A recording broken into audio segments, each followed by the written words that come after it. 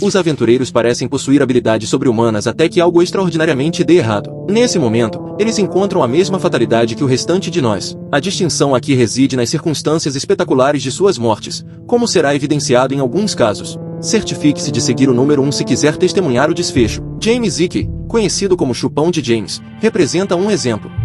Ele se questionou sobre qual seria a opção mais segura, pular de um avião ou de uma ponte de 500 pés, ambos enquanto incendiava seu paraquedas. A resposta é que nem mesmo o bar da sua sorte durará para sempre, e é assim que você respira pela última vez, como aconteceu com James aos 73 anos, em 2015. Chupão, um praticante experiente de base jumping com mais de 10 anos de experiência, realizou aparentemente mais de 1000 saltos durante esse período.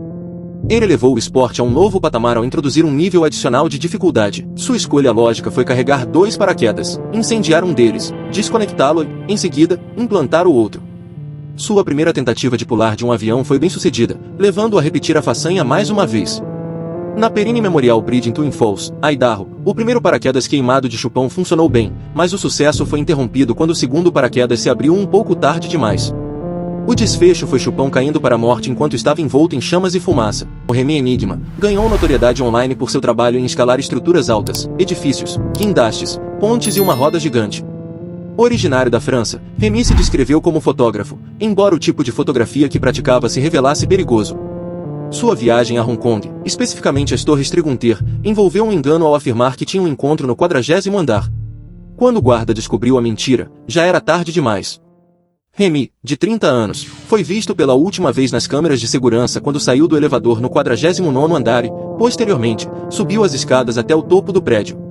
A última vez que foi avistado foi por uma empregada, batendo em uma das janelas do prédio, possivelmente um pedido de socorro. Infelizmente, quando a polícia chegou, Remy já havia caído para a morte, 720 pés abaixo de onde a câmera estava, contendo registros de suas outras missões bem-sucedidas. Assim como Remy Lucidi, Gigi, conhecida como Dentes de Wu, encontrou uma maneira de tornar uma atividade aparentemente comum mais emocionante. Apesar de suas muitas caminhadas, Gigi percebeu que simples fotos atravessando campos não a destacariam. Então, teve a ideia brilhante de tirar fotos de biquíni para criar um novo nome para si, ansiando tornar-se conhecida como alpinista de biquíni. No entanto, essa fama efêmera teve um fim abrupto durante uma caminhada solo pelo Yushin, Taiwan. A jornada pela montanha não transcorreu como planejado, e após 8 dias, aos 36 anos, Gigi caiu 65 pés em uma ravina, resultando em uma perna quebrada. De acordo com um telefonema para um amigo, infelizmente, a equipe de resgate não conseguiu chegar até ela a tempo. Sua escolha de vestuário, considerando as temperaturas congelantes, mostrou-se menos do que ideal. Após 28 horas, tudo que a equipe de resgate pôde fazer foi recuperar seus restos. Dean Potter e Graham Hunt foram resumidos de maneira eficaz por um amigo que capturou bem os sentimentos das pessoas em relação ao Demolidor. Embora suas mortes tenham sido trágicas, não surpreenderam muito. Em geral, ficava claro que esses dois indivíduos estavam buscando problemas, e era apenas uma questão de tempo antes que algo desse errado. Dean Potter e Graham Hunt eram experientes em esportes radicais, conscientes dos riscos envolvidos. Dean era reconhecido por suas habilidades como base jumper, alpinista, igliner e escalador livre. Por outro lado, a carreira de Graham era predominantemente voltada para o base jumping, embora tenha sido menos condecorada que a de Dean. No entanto, ambos compartilhavam uma propensão para realizar acrobacias perigosas. Graham ficou conhecido por ser a primeira pessoa a realizar uma escalada livre em 3/4 dos 4.800 metros de altura do Half Dome. Ambos se envolveram em realizações extremamente arriscadas, o que, no final das contas, contribuiu para as circunstâncias perigosas em que perderam a vida. Talentos sem muita segurança, no entanto, essa falta de experiência se tornou fatal quando a dupla tentou um base jump no Ponto Taft, em Yosemite, no Parque Nacional. Apesar de terem realizado essa atividade algumas vezes, não esperavam problemas nesta tentativa específica. No entanto, acabou sendo a última, pois a dupla colidiu com uma linha em Rock Ridge, com os paraquedas não se abrindo. Os corpos foram recuperados no dia seguinte, confirmando que ambos morreram no impacto. Todd Verde, por outro lado, estava envolvido em uma atividade chamada Andar pelas Asas, onde os participantes se movem ao longo das asas de um avião em voo. Em 2011, durante o seu Freedger Show em Michigan, ele decidiu variar sua rotina habitual. Ao invés de apenas percorrer a ponta de uma asa para outra, ele optou por mudar de uma asa para uma derrapagem de helicóptero. Infelizmente, o que deveria ser uma manobra comum resultou em um deslize inesperado, causando uma queda de 60 metros para a morte. Embora Todd Green fosse altamente experiente, com mais de 25 anos realizando acrobacias aéreas e proveniente de uma família talentosa no mesmo ramo, o deslize trágico foi um lembrete de que, em sua linha de trabalho, um dia ruim pode ter consequências irreversíveis. O acidente, inicialmente visto pela multidão como parte da façanha, só foi compreendido em sua gravidade após um anúncio oficial aos espectadores. Kirk Jones, tão impressionante quanto as cataratas do Niágara, decidiu desafiar a altura em um mergulho que a maioria de nós evitaria. Sabemos bem o que aconteceria ao nos depararmos com as poderosas quedas d'água, visto que mais de 5.000 corpos foram recuperados desde a década de 1850. Contrariando a norma, Jones parecia ter uma visão diferente sobre como as espetaculares cataratas o tratariam. A perspectiva comum de admirar a visão à distância não era suficientemente emocionante para ele.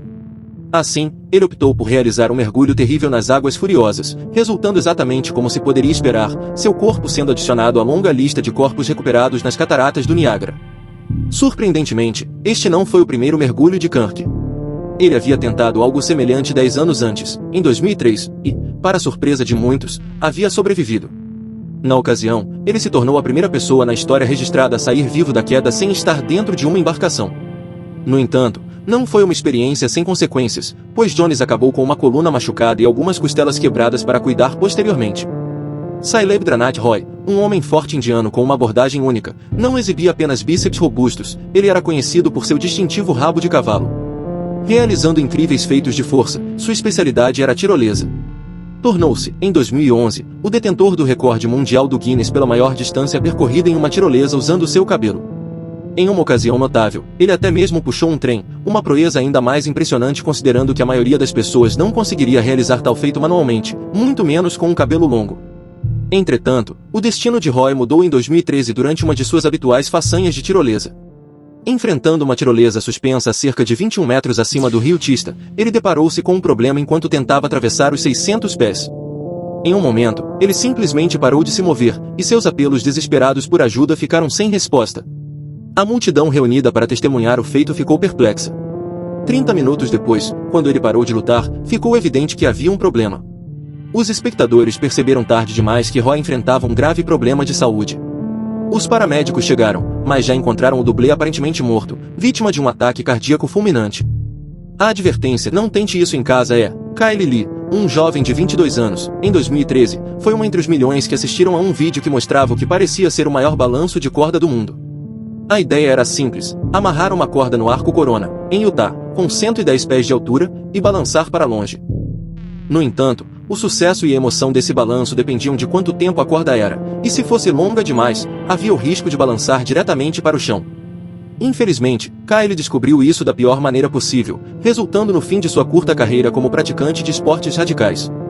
Apesar do infortúnio de Kyle, o vídeo que o inspirou recebeu milhões de visualizações, incentivando tanto amadores quanto aventureiros experientes a tentarem o feito. Muitos deles tiveram balanços bem-sucedidos. Pode-se argumentar que a façanha não é tão arriscada com base nisso, mas todo o ato ousado permanece incerto até que o pior aconteça. Assim, a recomendação de "não tente isso em casa ou em qualquer lugar" continua sendo um bom código a ser seguido na vida. Se gostou, se inscreva no canal.